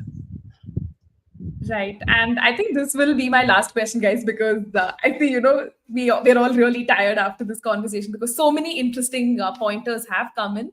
So, do you think India will make it into that top four? And finally, we will see this ICC drought for India coming to an end. Again, the question is open to all three of you. We'll follow the format of Naman going first, Bharat, and then Rishabh. So, yeah. I feel a lot would come down to the teams they are facing. So, like, each team plays three in the Super 8, right? They play three. So, depending on, it would totally depend on where in India finish. Do they finish first? Do they finish second? Then which teams are they playing? So, there's a lot of probability storm going on. I think RCB folks can do that for me, do the math for me. And yeah, the calculators. So a lot depends on that. Like if we end up facing, like, I haven't looked at who all can we potentially face and who all can we not face at all. But if we end up facing, say, teams like South Africa, Australia, and England, then I'm not too sure. Not too sure. Like, I still feel that we have a chance, but it would be then if India defeats those and go to the semis, then I would be like, yeah, this is something that they've done really well. But if that would be the case, then I won't have my hopes too high. So yeah, I would not like to say whether I see them in the top four, whether I see them winning, whether I see them favorites until the first leg gets over. A lot would depend after that, because I expect them to steamroll each and every team in this round. Maybe not Pakistan, but no matter what, like we say that Ireland can upset India, US have had people playing in leagues, Canada is, I mean, it's India we're talking about, yeah. It's Kohli, it's Bumrah. If they do not steamroll these oppositions, then what? So yeah, that's what I expect. No disrespect to them. I mean, the way these teams have come about, let me state that here as well. No disrespect to US, no disrespect to Canada or Ireland here. It's great to have them in this tournament. I hope they grow further. But given the stature of players that India has currently, if they don't dominate these games, it would be a disappointment for me being an Indian fan, especially with the experience that we have about these teams. So, yeah, looking forward to that, and maybe looking forward to another battle between players like Corey Anderson playing for the US against these folks, and maybe Corey, like, he might not be playing against New Zealand. That seems very unlikely, but yeah, maybe against India itself, bowling to Kohli and all these folks. It would be good. Good to see that. Could have been great to see Unmukh Chand here, but he is a different story altogether. Brett Lee probably just destroyed his entire career. So, and the Delhi cricket politics had a role in that as well.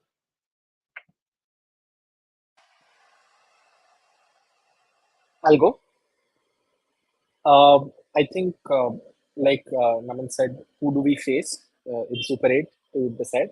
And more, very importantly, what kind of pitches are we going to get from West Indies? Because if we get 140, 150 pitches, we have the team. We definitely have the team because we have the spinners. Is the ball's gripping, ball's keeping low? Uh, and what is the situation with due? What is this? Because I think all our group games are in the day. I think it's when we go to Super 8s and in the semifinals that we might get due. So a lot will depend on that. I mean, to be blunt, this is not unlike our ODI team. This is not an all conditions, all grounds, world beating team. Let's be quite honest about that. Uh, but I think enough can go our way throughout the tournament that we can make it quite far. Because if I'll just give a scenario like if the pitch grips, if the pitch turns a little, then I do not think the likes of England or South Africa, or even not Australia so much, but England or South Africa have the quality of batsman to deal with that kind of spin. Klaassen maybe is the only guy who stands out for me in both those teams, and Butler to an extent. But do they have the quality to deal with quality spin on a pitch that turns and grips? I would be very surprised. Uh, but again, these are a lot of ifs and buts. I thought none of us ever thought Lucknow would produce a pitch that could go anywhere near 200, but they did. So I don't know what kind of pitch West Indies will have in store. And I think, as someone said, if we do not beat the teams in the group stage by a huge margin, even Pakistan for that matter, because I will come back again to that point. Pakistan are not a good T20 team right now. The combination they're going with, the way they're playing, they're not a decent T20 team. And if India themselves will feel they're a little undercooked if they do not dominate each and every game going into the Super 8s. And again, no disrespect to the teams because T20 is a game where anyone can beat anyone. Like Punjab can chase 260, but you don't see that happening over and over again. You do believe that at some point your quality will come up. India has two of the greatest middle over batters, sorry, limited overs batters ever playing in this squad. We have probably the current best T20 batter uh, playing in this squad. So, and we have the best bowler in the world. Let's not mince words about that. We have the best bowler in the world. So these should be enough on most days. But I'm just scared we'll just turn up against West Indies once more in some semi-final, and this time it will be Nicholas Pooran who will murder us through and through because Jadeja, Kuldeep, everyone will just run into him. But all this and we face Pat Cummins. I mean, Pat Cummins, due respect to him, is not as much of a threat in T20 cricket as a bowler, uh, as he probably is in ODI cricket or in Test cricket. But my question will still be: who do we run into?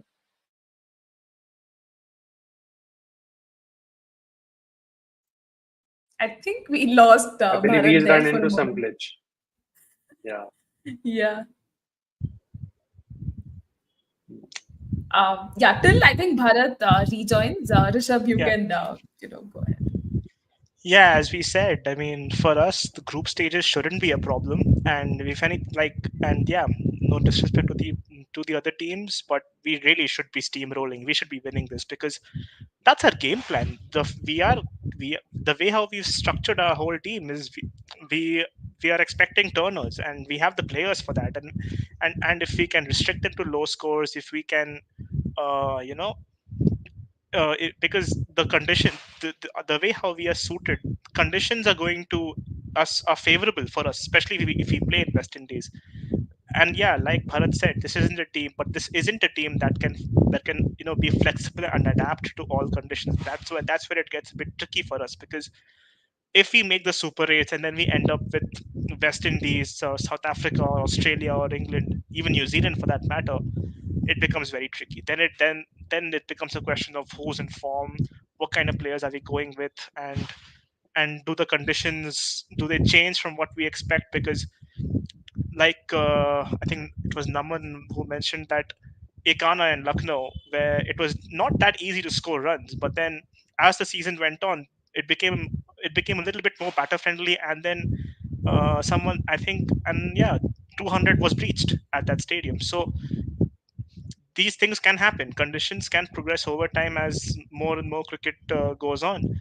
So so if we end up facing a team, because personally I have a feeling that West Indies have a very good chance in this T20 World Cup, and historically speaking, teams that host these tournaments, they tend to do very well. They end up not talking about 2023 obviously, but but yeah, and they seem to have a team, I think, West Indies, that's actually quite well suited for both USA and of course West Indies. So they can provide a sucker punch not just to India but to the other teams as well. So yeah, definitely depends heavily on whom we face in the Super 8s, and it depends on our own form, who are playing well, and where who are, and which part of our team is the most apparent weakness. So that's why when we saw the team sheet for this World Cup, immediately we were like, can this team go all the way? Because for the 2023 ODI World Cup, we were like, yeah, this team is making the finals. This team is making top four, no problems.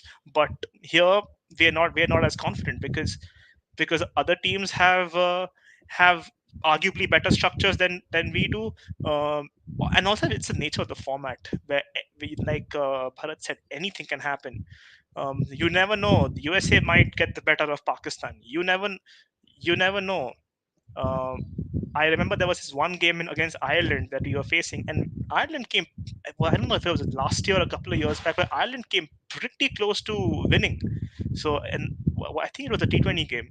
So, yeah, exactly. So it was. So it's that's why this format is something that captivates us such. It really that's why we are fans of it also to some degree. That which is why let's just say we are cautiously optimistic, if not very optimistic. um we obviously, I mean, yes, like, let's take a little bit of arrogance and pride in the fact that we have two of the best limited over batters ever. We have one of the best fast bowlers currently in Jasprit Bumrah, and I mean, if these three click, and if our team does well, let's back ourselves and give us the chance to go to the top four. Give us a chance to end our trophy drought that we've been seeing since 2013. What was the last trophy we won? The Champions Trophy, 2013. 11 years doesn't sound right, but yeah, trophy droughts can end. That is if you don't count Asia Cup. But hey, listen, trophy droughts can end. KKR won a trophy after 10 years. Who's to say we can't do it? That's very optimistic. Yeah, and I think Bharat was making a point that time, and we just lost him. So Bharat, if you've collected your thoughts, would you have something to add here? Not much. I think we're all on the same page on India's prospects in terms of how far we expect the team to go in this thing. But just a note of hope for all India fans. This is one of the few tournaments we're going into without being the clear favorites. And I don't know, maybe not having that bogeyman on us saying it's not a home World Cup. It's not us having going into it with the best team and all of that. Maybe that will keep a little bit of pressure off from us. But it's in India. But it's the Indian team, so definitely there will be a lot of pressure because I mean, most of the audience for the World Cup in America is going to be people from the subcontinent, regardless of how the ICC markets it, what it wants to do. So there'll still be pressure, but I do hope that I mean, as an Indian fan, you do want us to win the trophy. So I do hope we are there in the final, we win the final, but fingers crossed, because it's not going to be easy. That's really true. If that ends up happening, I think if that ends up happening, I don't see Rohit and Virat playing international T20s after that. If we win, then I think either ways, I don't think I see them playing. Yeah, that's what I think. It's going to be their last ICC tournament. I think T20. I think Virat can still go until the 27 ODI, and Test maybe they can play WTC. But yeah, if they win, I think both should Those can probably call it a day for T20 eyes. Go on a If, high. if Why Can, not? I'm not very should. Yeah. Yeah. if I'm very honest, I genuinely believe this World Cup is also one World Cup too many. Regardless of the result, I don't think either of them should be in contention for any T20 spot for the Indian team going forward. To be very honest, because we are clearly seeing, even with this IPL, the way T20 cricket is being played is changing. I don't know for how much longer bowlers will tolerate what's happening to them, but it is turning into a situation where you just need to go and hit, and whatever you end up with, you end up with. And SRH's logic took them to the finals. KKR's logic took them to the finals, and KKR won it. So I do not think. Uh, I mean, Virat and Rohit, to be honest, were great T20 cricketers when T20 was played. And we must realize that they actually come from a completely different generation of cricketers, to be very honest. Rohit is 37 and Virat, I think, is 35. So they come from a generation where 160, 170 was a huge total, 180 was a unchaseable total, technically, and stuff like that. So it's not difficult to conceive why they play the way they play, but I don't think they have it in them to last another World Cup cycle, regardless of how this goes for us as a team. Definitely. And I think as fans, we would be happy to be proven wrong, if India actually goes on to win the World Cup. Because I think after listening to our analysis for what, a good 1 hour, 50 minutes, people are like, oh my God, these people have just decided that India is not winning. But as I think one of you said, being cautiously optimistic is, the way to go. And yeah, guys, that pretty much does conclude our discussion. I'd like to take this opportunity to thank all our viewers, who joined and asked such lovely questions and shared all of these insights. It helped, the flow of our conversation, and we loved engaging with you. And also to our panelists, Naman, Bharat, and Rishabh, who didn't even think, once before joining on board. And they were very enthusiastic, which is amazing. And I started my YouTube journey with them, and making this comeback with them has been surreal. And also with Nalan, telling that we need more podcasts, videos, live sessions, and analysis. It was a great feeling to have you back. So thank you so much, Nalan, and all the viewers, for sharing these lovely remarks. And he also says that it's fantastic to see you with all your guests. They're all great. Yes, they're definitely great. And Surya also says lovely discussion and insights as well. Thank you so much. And goes to show our panelists are going to be future analysts as well. So that's a lovely thing. And yeah, guys, we will be doing live shows like this through the World Cup. So do follow us on Instagram, on X, and we have a WhatsApp broadcast channel that's there as well. So make sure to stay tuned to all of our content there. And until next time, stay safe and take care, guys. Bye for now.